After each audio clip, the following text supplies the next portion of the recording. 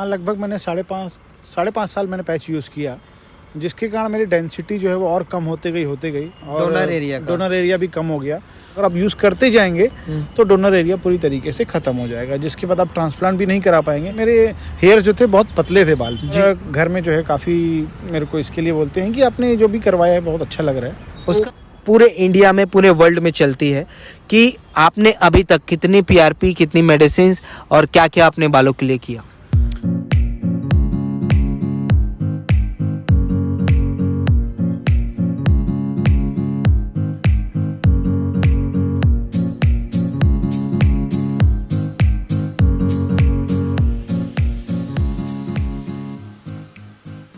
दोस्तों, आप लोग सोच रहे होंगे कि ये रिज़ल्ट क्या है, हाफ रिज़ल्ट, हाफ पे गंजापन और हाफ पे रिज़ल्ट।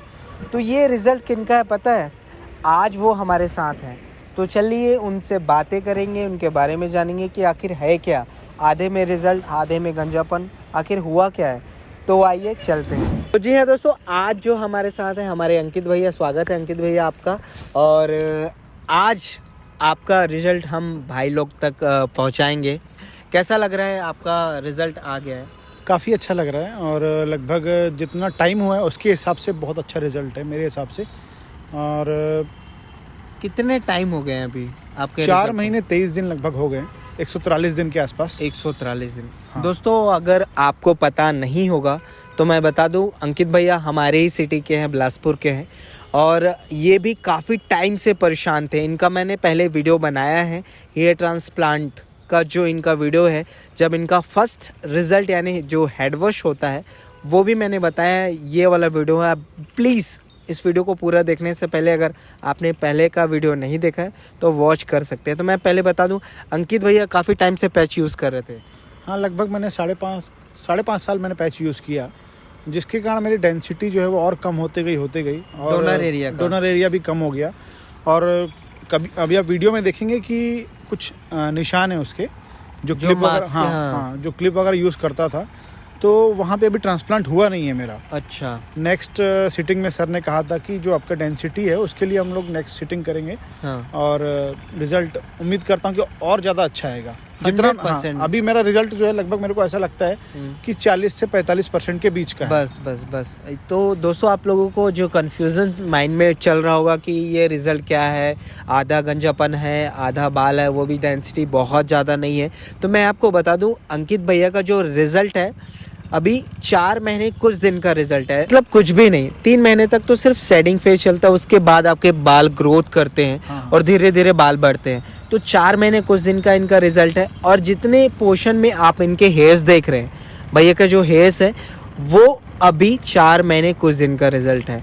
ये पूरा रिजल्ट नहीं है, ये 4 मंथ्स कुछ दिन का रिजल्ट है, जो 45 से 50% ही रिजल्ट, 50% भी नहीं बोल सकते, क्योंकि पूरा रिजल्ट आने में आपको डॉक्टर ने भी बताया होगा 1 साल मान के चलिए कि आपका 1 साल लगता है रिजल्ट आने में, क्योंकि मेरे हेयर जो थे बहुत पतले थे बाल जी, तो उसके लिए टाइम लगता है बोले। तो इसी कारण से आपका 2 सेटिंग में हेयर ट्रांसप्लांट होना था। इसी कारण से। हाँ, फर्स्ट सेटिंग इनका जो हुआ था कि इनका जो 4000 प्लस ग्राफ्ट लगने थे, तो जो इतना ज़्यादा नंबर ऑफ ग्राफ्ट निकाल सकते थे भाई के डोनर एरिया से, तो हमने निकाला और फर्स्ट जो पोर्शन है, हाफ पोर्शन है, हमने उसको कवर किया। तो अभी जो कि अंकित भैया 4 महीने कुछ दिन हुए, 4 महीने कुछ दिन में आपको अपनी लाइफ में, अपने बालों में, अपने सर में, अपने कॉन्फिडेंस में क्या फ़र्क नज़र आता है? काफ़ी अच्छा फीलिंग होता है। जो पैच होता है वो तो पैच ही होता है, आप कितना भी कवर कर लीजिए, कितना भी उस पे आप खर्च कर लीजिए, बढ़ा लीजिए, कितने लंबे बाल रखिए, उससे कोई फर्क नहीं पड़ता है। आपके बाल जो है थोड़े अगर कम भी हैं और ओरिजिनल है तो अपने ही है। सेटिस्फेक्शन उसी में है, सबसे बड़ी बात, कॉन्फिडेंट उसी में आपका दिखेगा आपको। हाँ, लेकिन जो मैं ध्यान दिया और आप बता रहे थे अभी कि जो आपको सामने का फ्रंट लुक है, हाँ, वो बहुत ही नेचुरल लग रहा है। हाँ, नेचुरल लग रहा है, मुझे अच्छा लग रहा है उसको देख के। और घर में जो है काफ़ी मेरे को इसके लिए बोलते हैं कि आपने जो भी करवाया है बहुत अच्छा लग रहा है। उसका मतलब घर वालों को भी, बाहर वालों को भी यही है कि उन्होंने भी कहा कि बहुत अच्छा लग रहा है लुक आपका, पहले से चेंज लग रहा है। अभी जो हम लोग चाह रहे हैं, क्योंकि बॉलनेस हमेशा आजकल पता नहीं चलता 20-22 साल से स्टार्टिंग हो जाता है, और बॉलनेस हर किसी को हो जा रहा है। लेकिन आदमी खर्चा करना नहीं चाह रहा है। बहुत सारे ऐसे भाई लोग हैं जो पैच की तरफ चले जाते हैं, जिनको थोड़ा भी नॉलेज नहीं होता और बालों के ऊपर खर्चा करते हैं। तो जो पैच यानी कि नकली बाल, उसके बारे में आप क्या कहना चाहेंगे? वो शुरू में तो काफ़ी अच्छे लगते हैं, कुछ समय के बाद 1 साल जैसा ही आपका हो जाएगा, उसके बाद आपको जो है या तो कई लोगों को इचिंग की इशू हो जाती है कि पसीना जो है काफ़ी जो है अंदर रह जाता है, और उसके बाद आपके जो है डोनर एरिया ख़राब होना स्टार्ट हो जाता है। एक टाइम के बाद वो अगर आप यूज़ करते जाएंगे तो डोनर एरिया पूरी तरीके से ख़त्म हो जाएगा, जिसके बाद आप ट्रांसप्लांट भी नहीं करा पाएंगे क्या। और कई लोग हिचकिचाते हैं कि ट्रांसप्लांट ना करवाए, कहीं आगे चल के प्रॉब्लम तो नहीं होगी, क्योंकि एक ऑपरेशन ही है जी, सर्जरी। लेकिन लेकिन वो जो है वो डॉक्टर के हाथ की क्लास है कि आप क्या उससे एक्सपेक्ट कर रहे हैं और वो आपको रिजल्ट क्या दे रहा है। फाइनली जो मैं पूछना चाह रहा था कि नकली बाल यानी कि पैच, उस पे खर्चा करना सही है कि गलत है आपके हिसाब से? क्योंकि आपने 5.5 साल यूज किया है, आप यंगर एज के हैं, आपकी डेंसिटी जो है थोड़ी कम हो गई है, तो उसके लिए आप ट्रांसप्लांट पे जाइए। और उसके बाद अगर आपकी जो है क्राउन एरिया अगर खराब है, क्राउन एरिया खराब, जिसके बाद आपके डोनर ही अवेलेबल नहीं है, तो उसके लिए तो ऑप्शन ही नहीं है। जिससे मतलब कहने का मतलब आपका ये है कि अगर आप कम उम्र के हैं, आपके डोनर एरिया अच्छे हैं, तो आप बिल्कुल हेयर ट्रांसप्लांट करवा सकते हैं। अगर उम्र ज्यादा है, आपकी एज ज्यादा है, और अगर आपके डोनर एरिया भी नहीं है, तो आप पैच अगर चाहे तो यूज कर सकते हैं, लेकिन पास ऑप्शन नहीं है, उसके अलावा तो कुछ भी नहीं है। लेकिन खर्चे भी बहुत ज्यादा है, खर्चे हैं, मेंटेनेंस है जी, और सेटिस्फेक्शन नहीं है। सबसे बड़ी बात वही संतुष्टि नहीं है दिल से कि नकली बाल तो नकली ही है। हाँ, अब भाई लोग तो 4 लोग तो कहने वाले है ही है कि ये है, वो है, ऐसा है, वैसा है, लोग तो हमेशा कहते रहते हैं। उसके बारे में तो कोई किसी के लिए कुछ कर ही नहीं सकता, कुछ नहीं कर सकते उसके लिए। तो बेटर है कि आप ट्रांसप्लांट के लिए जाइए, एक बार खर्चा करिए, फुर्सत हो जाइए। मैं तो बोलता हूँ अगर आप एक एवरेज निकाला जाए, ट्रांसप्लांट जो है वो आपको सस्ता पड़ता है एक टाइम के बाद। एक टाइम के बाद जी, और कॉन्फिडेंट तो आपका है ही है। सही है, ट्रांसप्लांट करवाओ और लाइफ को चेंज करो, सबसे सही तरीका है। क्योंकि अभी बहुत सारे दिमाग में चलते रहते हैं कि भाई ये जो क्लिनिक है, सिक्योर हेयर ट्रांसप्लांट क्लिनिक, जहाँ से आपने करवाया है, जहाँ से मैंने 5 साल पहले करवाया, अभी तक जितना भी आपका भी रिजल्ट आया, उस क्लिनिक के बारे में क्या कहना चाहेंगे? टीम के बारे में क्या कहना चाहेंगे? और लोगों को क्या बताना चाहेंगे कि सही है, गलत है, क्या बोलना चाहेंगे क्लिनिक के बारे में? क्लिनिक देखिए, एक डॉक्टर जो होता है वो पेशेंट से एक अगर फ्रेंडली बात कर रहा है जी, तो वो सबसे अच्छी बात होती है। अगर आप डॉक्टर जो वो अगर आप कस्टमर बन के जा रहे हैं या पेशेंट बन के जा रहे हैं, वो अगर आपको एज अ पेशेंट ट्रीट करेगा तो वो एक नॉर्मल है, कॉमन चीज हर जगह मिल जाता है। हाँ, वो आपको हर जगह मिल जाएगा, लेकिन इनका जो बिहेवियर है, एक पेशेंट को एक फ्रेंडली टाइप से लेते हैं जी, तो वो अच्छा लगा मुझे। और वो सजेस्ट करते हैं कि आपको ये नहीं, ये करना चाहिए, सही सजेस्ट करते हैं, सही है। तो उसके लिए क्या आप बिल्कुल जा सकते हैं उनके पास आप। और उनका काम कैसा है? काम मुझे अच्छा लगा अभी तक। जो आपका अभी 4 महीने कुछ दिन हुए, आपको जो रिजल्ट नजर आ रहा है, उसके बारे में आपको काम कैसा लगता है? काम देखिए, अगर आपका काम अच्छा है तो आपके पास टाइम नहीं है, जो कि सर के पास बिल्कुल नहीं है। मैंने उनसे बात की तो उनके पास अभी सीटिंग भी अवेलेबल नहीं है। तो मैं एक चीज और क्लियर करना चाह रहा हूँ, सीटिंग अवेलेबल नहीं है। देखिए क्या आता है, अगर आपका काम अच्छा है तो लोग आपको ढूंढते आएंगे। जी जी, काम आपका खराब है तो कुछ समय तक वो चलता है, उसके बाद वो डाउनफॉल हो जाता है, खत्म हो जाता है, वो रोल ही खत्म हो जाता है।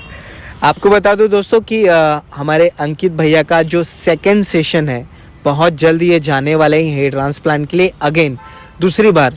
इसलिए नहीं कि इनका हेयर ट्रांसप्लांट खराब हो गया, इसलिए क्योंकि इनका जो हाफ पोर्शन बाकी है, क्राउन एरिया, क्योंकि इनके डोनर एरिया बहुत ज़्यादा वीक थे, काफ़ी टाइम से पैच यूज़ कर रहे थे इन्होंने। जैसे इनकी मुँह ज़बानी आपने सुना कि काफ़ी टाइम से ये पैच यूज़ कर रहे थे, उसके कारण इनके डोनर एरिया वीक होने के कारण एक बार में हेयर ट्रांसप्लांट नहीं, क्योंकि सर ने ही इनको सजेस्ट किया कि आप फर्स्ट सेशन ले लीजिए, 4-5 महीने बाद हम 2nd सेशन आपका बिल्कुल करेंगे।